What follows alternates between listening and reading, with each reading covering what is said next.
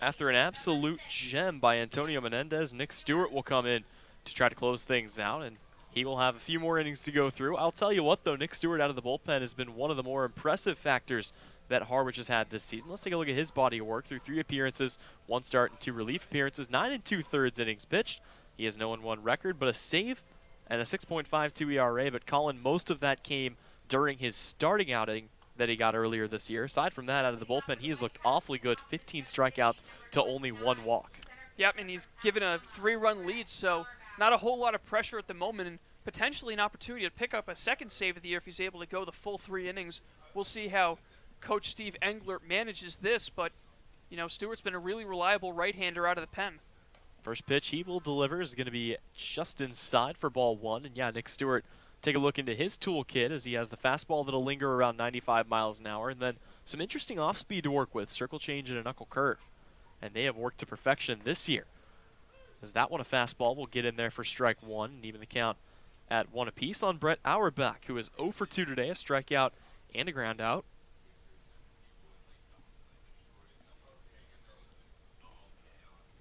Stewart from the windup, the 1-1 pitch. That one's going to be swung on and hit high in the air. Pat Winkle will let that drop over the fence. And Colin, down there at field level, kind of hanging out with the guys a little bit before the game. And the one thing you noticed, despite being on a 4-game skid, despite being 0-7 against the East, this team felt loose. I mean, they felt like everything was still going okay, and I think that's part of the reason why they've been able to relax and just play a good baseball game today. And that's kind of the attitude that needs to be taken throughout the Cape League. Despite being on tough losing stretches, you're out here to also have fun while impressing the scouts. As this one's fouled away. So it's important to have that type of mentality going into games. I mean, obviously it hurts to be losing 4 straight games, but you got to remember that there's always another day for baseball ahead here in the Cape, and as long as you keep battling and keep trying your hardest out there, the results will come, and so far it has today through 6 innings for the Mariners. Still a third of a ball game left to go, but the Mariners looking good through the first part. The 1-2 pitch, that one is going to be skied high in the air on the infield. Christian Fedko coming into the infield grass, and he'll make the catch for out number 1. Yeah, good idea there from Fedko to call off the first baseman Cavadas, who had to move a little bit to his right to make that play, and Nick Stewart picking up a quick out to start his appearance.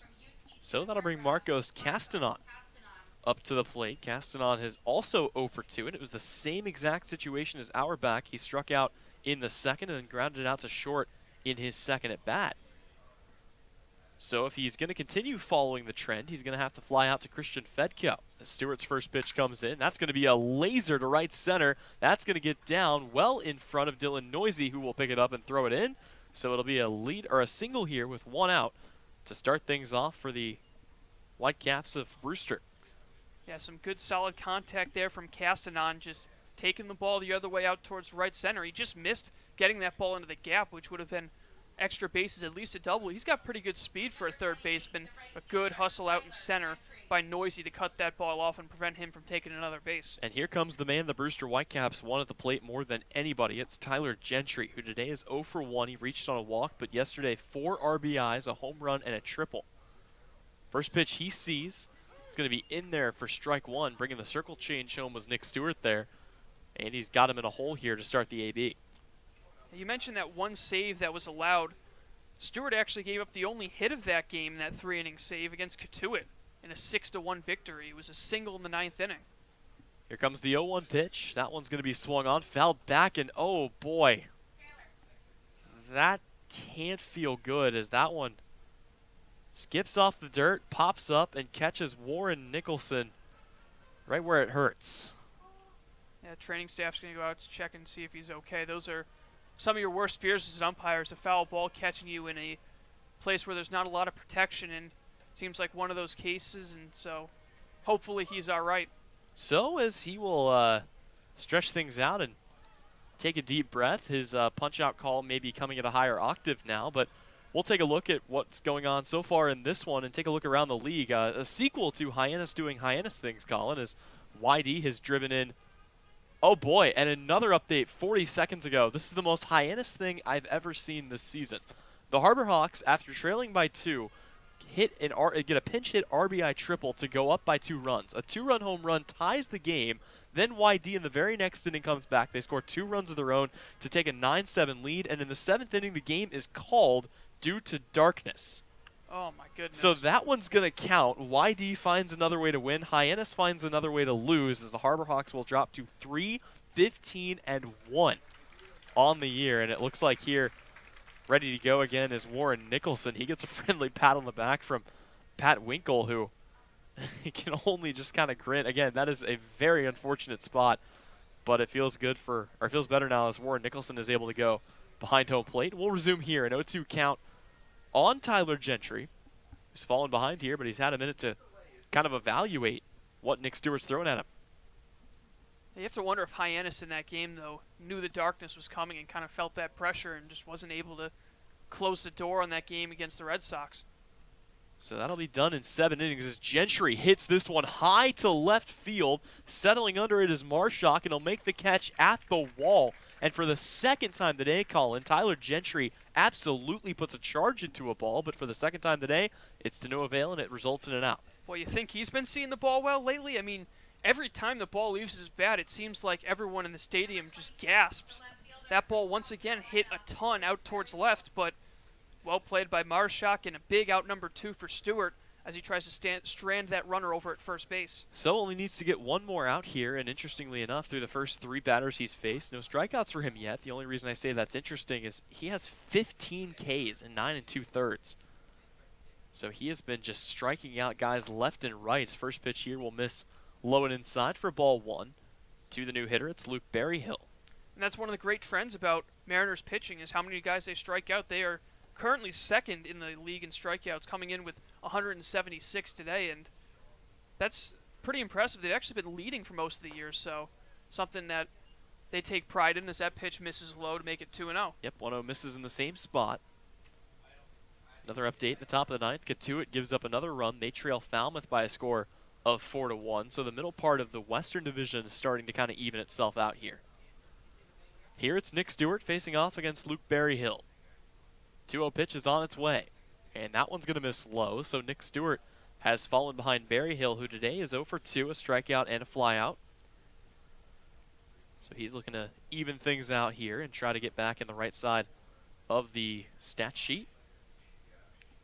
2 of the top teams in the East facing off here tonight, and Chatham looking to pull ahead in the standings as they lead 6-1 over Orleans. 3-0 pitches off speed in there for a strike. That series is one of the most iconic ones in Cape Cod baseball lore, and I'm sure you're as familiar with it as I am. As you know, both of those teams, they've 2 of the oldest franchises in the entire league, fierce rivals in the Eastern Division, and so every year when they make the schedule, they set it up on purpose. As the 3-1 misses for a walk here, they set it up to where Chatham and Orleans will never meet until the 4th of July. They will play their first game on the 3rd, they play their second game on the 4th, and they just make a series out of it, and it becomes one of the most viewed games every year as people tune in left and right, and also a big attendance at both parks. Yeah, and not only are they noticeably good franchises dating back to the decades and decades they've played against each other, but they're also geographically right next to each other. The 2 easternmost teams in the Cape, and should be another great season between those 2, and maybe they'll run into each other in the playoffs. Very well could. 2 of the top teams right now in the East, although it seems like every team in the East has been playing well, including Harwich, who, for as well as they played, come in at 7-11 here. Tyler Hardman digs in, and he'll watch the first pitch for a ball. That will chase Pat Winkle out to have a word with his pitcher, and maybe needed here. Tyler Hardman, of course, hit the solo shot that represents the only run of the game today for the Whitecaps. And right now at the plate, he represents the tying run if he were to jump the yard once again. So definitely you got to be careful if you're Stewart, not give him a good pitch to hit. He's a power threat. He does strike out a lot, but some of those guys, it's kind of 50-50, so he needs to make sure that he can keep the ball off of Hardman's barrel. With 2 outs, Nick Stewart will look to get one more here and send the Mariners into their half of the 7th here with a 3-run lead. They're up 4-1. Here comes the 1-0 pitch, and that one's going to also miss high. So it's a 2-0 count here on Tyler Hardman. Going back to that point about teams with title droughts, Wareham, of course, winning it last year. Brewster winning it in 2017. The longest drought actually belongs to Falmouth. They have not taken home the Cape Cod crown since 1980, despite winning it a total of 7 times. As the 2-0 is in there, a fastball for strike 1. And then, of course, Hyannis hasn't won it since '91, and Chatham, for as good as they are every single year, hasn't brought home the crown since 1998, the year I was born. So they haven't won it in my lifetime yet. Haven't won it in mine either. So the 2-1 count. Nick Stewart comes from the stretch. Here comes the pitch. And that one's going to be fouled away. The count is even at 2-2. And just in case you wanted the rest of the league, Orleans won it last in 2005. They have 11 wins, but only 4 since the playoffs were introduced. Bourne hasn't won it since '09. Harwich in 2011. Catuit in 13. Whitey in 16. Brewster in 17. And Wareham last year. Of course, Whitey ripping off the 3 in a row. The three-peat, 2014, 2015, 2016. As the 2-2 pitch comes in, that's going to be driven to deep left field. Back is Marshak at the wall. He looks up, and it's gone. A 3-run blast for Tyler Hardman, and the game is tied. He's done it again. And that was with 2 strikes and 2 outs in the inning, and his team trailing by 3. Talk about clutch hitting by Hardman. I mean, he just changed the entire complex of this game with one swing of the bat, and boy, what a blow to the gut for Harwich, who had been playing so well this entire game, and all of a sudden that great start out of Menendez wiped completely off the board, and he's going to get a no decision. The Brewster Whitecaps have 4 runs on 4 hits. 2 of those hits have come from Tyler Hardman. Both of them have been over the wall, and he holds all 4 RBIs, and it's a whole new ball game here in the 7th.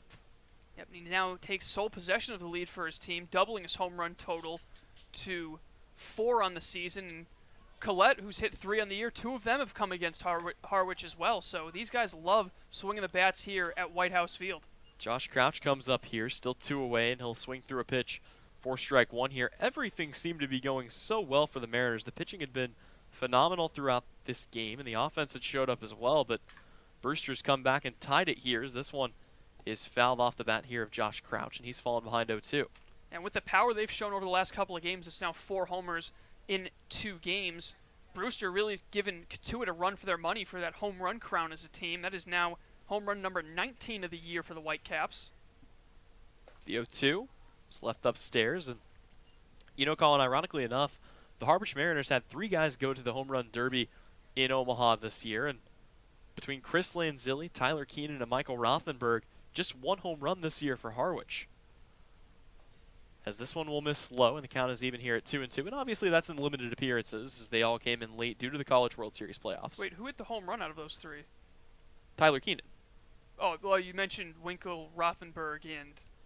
and Keenan, yeah. Okay, you said Lanzilli, so that threw me off. Oh, sorry, yeah. my bad. Okay, but yeah, you're right.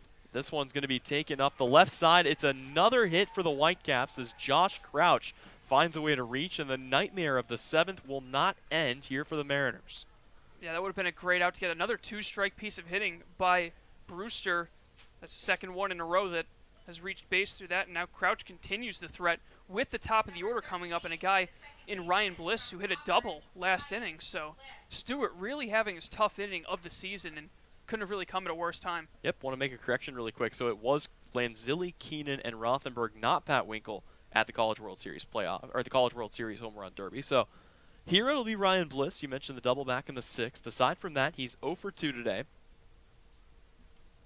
And we'll see what he's got in store here with 2 away and a runner on base. Stewart kicks and fires. First pitch will miss low and outside. And the count is 1-0. And Colin, the one thing you can't do right now if you're the Mariners is give up another run in this inning. You take some time and regroup in between innings with the game tied. But, man, you just get the feeling if Brewster comes out on top of this one, it could very well be tough for them to get back on the right track. Big side from Stewart, the 1-0 pitch. That one's going to be ripped into center, but straight at Dylan Noisy, who makes the catch for out number 3. The inning is over, but not before the damage is done. Brewster, with a big-time 3-run bomb for Tyler Hardman, has tied the game at 4. We go to the home half of the 7th. Mariners will try to get it back when we come back. More Harwich baseball around the corner. You're watching it right here on the Harwich YouTube network.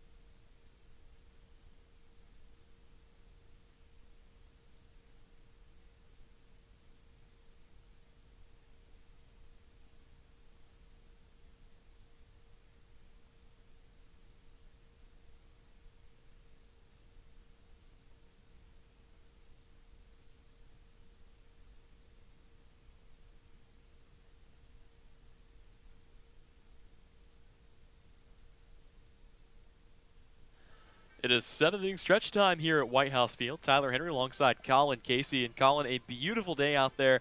Perfect baseball conditions. And hope your fourth's been as good as mine has. Went down to the beach earlier today and straight from the beach to a ball game. It doesn't get much better than that. So baseball being played all across the Cape with the exception of Brewster and Wareham who have an off day today. Yeah, I'm sure they're definitely enjoying some time.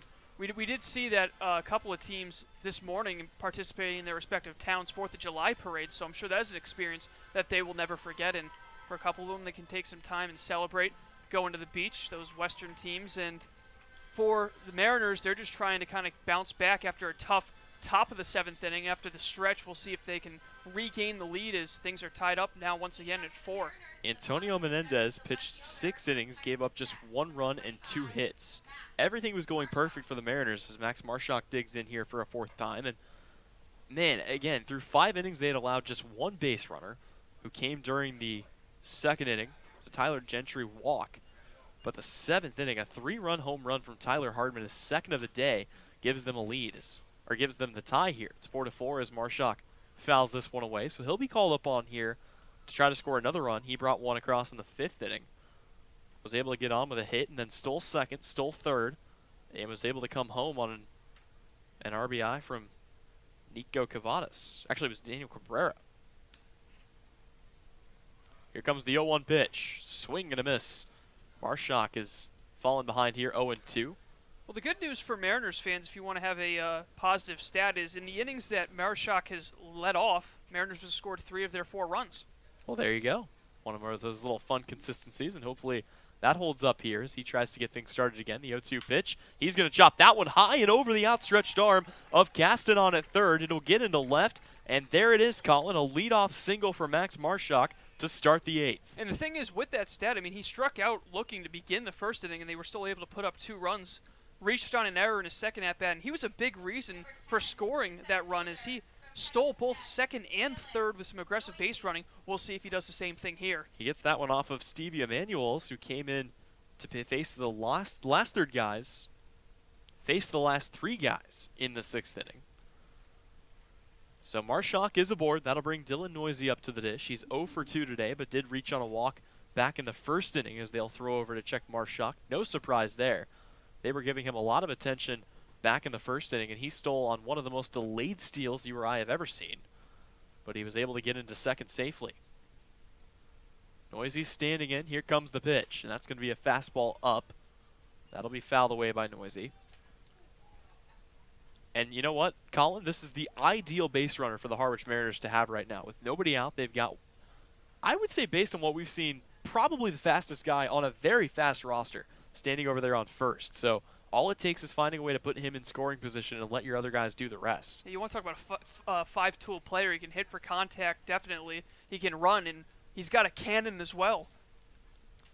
So he stands in, does Noisy. Here comes the 0-1 pitch. That's going to be an off-speed that'll miss high, and the count is even at 1-1. One quick final to pass along to you. Falmouth and Katuitt are done. The Commodores come out on top of that one by a final score of 4-1. So for Falmouth, they're inching themselves back into the competition here, as they'll be just 3 points behind the Katuitt Kettleers.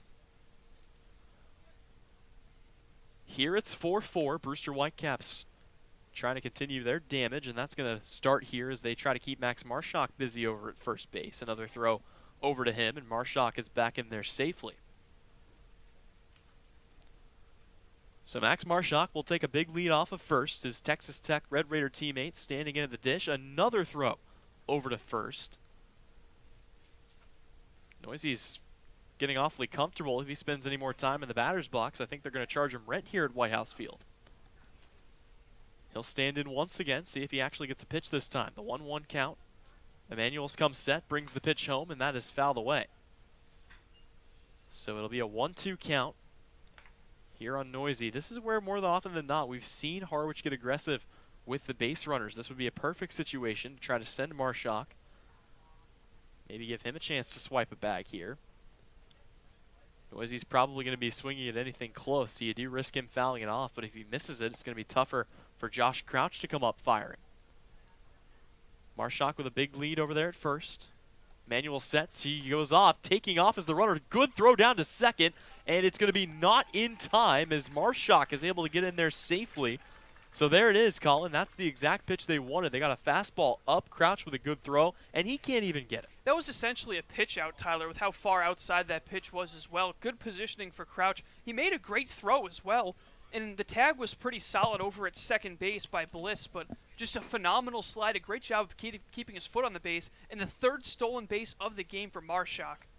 So we'll see whether or not he gets a chance to maybe swipe another one. But with nobody out, the Mariners have a runner in scoring position as Dylan Noisy will watch that pitch miss. It's a breaking ball high, and he's worked the count full here. And that's a great take by Noisy. It was a curveball coming back down towards the strike zone, but he recognized that that ball started right at his head and it wasn't going to be able to make it down in time. So huge hitter's count for Noisy. Smallest strike zone on the team, standing in there at just 5'9".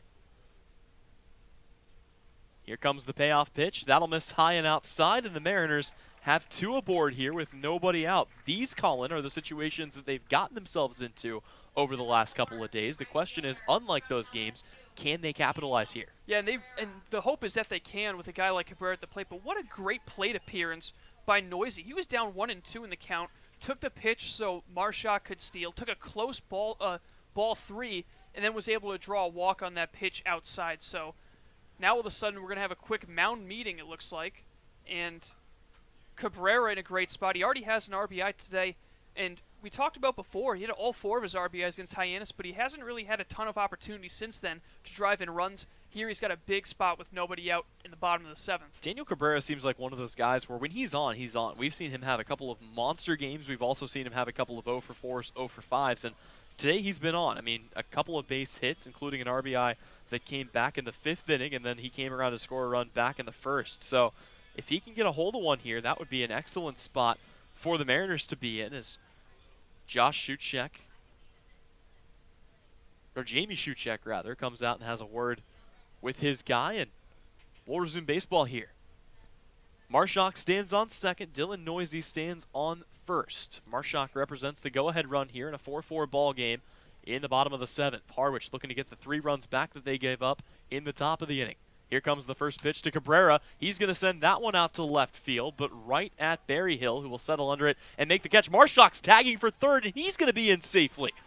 More aggressive base running out of Max Marshak, and the go-ahead run is just 90 feet away here in the 7th. And not only is that aggressive base running, it is heads-up base running, because he saw the slight hesitation by Berryhill when he had for a moment a second of doubt where he didn't think he was going to be able to get that ball. He kind of stumbled going over his left. He recovered and made the catch, but that little lapse in concentration allowed Marshak to get a great jump at second and put himself 90 feet away from home with a cleanup hitter coming to the plate. So Nico Cavadas will stand in. He started his day 0 for 2 with a pair of strikeouts, but a double in the 5th got him in the hit column. Marshak on third. Runners at the corners here with 1 away for the Mariners. Everything but a double play helps them here. This first pitch will miss low. I should say everything but a double play and a strikeout, as Cavadas has been prone to that. He's also been prone to hitting in pretty good spots this year.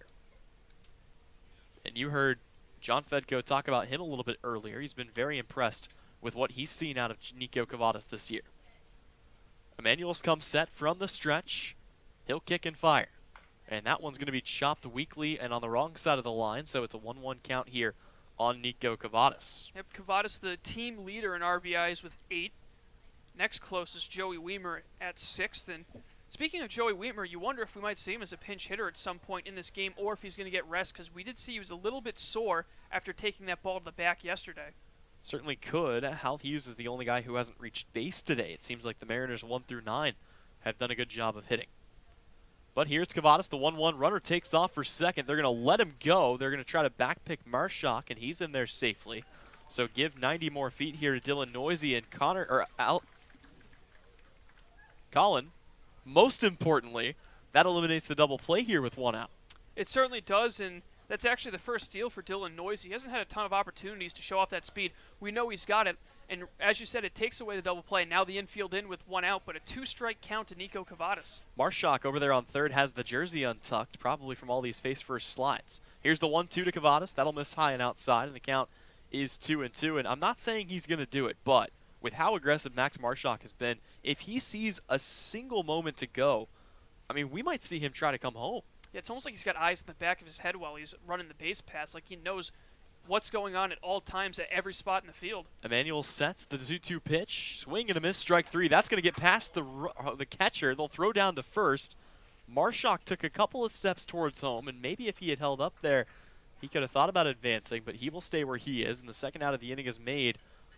So 2 away here for Christian Fedko, who will be called on once again to provide a clutch at bat. He had a 2 RBI double back in the first, reached on a walk, and then came around to score in the fourth, and grounded into a fielder's choice in the fifth. Yeah, he's gotten on base all 3 plate appearances he's had, so he's looking to do it again, and a base hit for Fedko here could easily make this a 2-run game with Noisy's speed on second. The biggest concern is about getting the run in from third, as Max Marshak and all his speed is there. He takes a big jump towards home there and completely throws off the pitcher, who will still deliver a strike. So a good job there by Stevie Emanuels. Kind of bouncing back there. His eyes kind of lit up as Marshak jumped off third. Yeah, the way he came off third, it looked like he was breaking for home. Just trying to throw the pitcher off. Marshak does a better job than maybe anybody we've seen of really trying to mess with the pitcher's timing. So it's no 1 count here on Fedko. Go ahead run is just 90 feet away. Mariners tied up at the Brewster Whitecaps 4-4 here from White House Field. Emmanuel sets, checks the runner. Here comes the 0-1, and that one is going to be in there for a called strike. So Christian Fedko has fallen behind 0-2. Yeah, this is an opportunity that the Mariners really can't afford to waste at this point in the game, having given up that 4-1 lead and having a great start to this inning, but all of a sudden back-to-back outs have put their chances of scoring in jeopardy.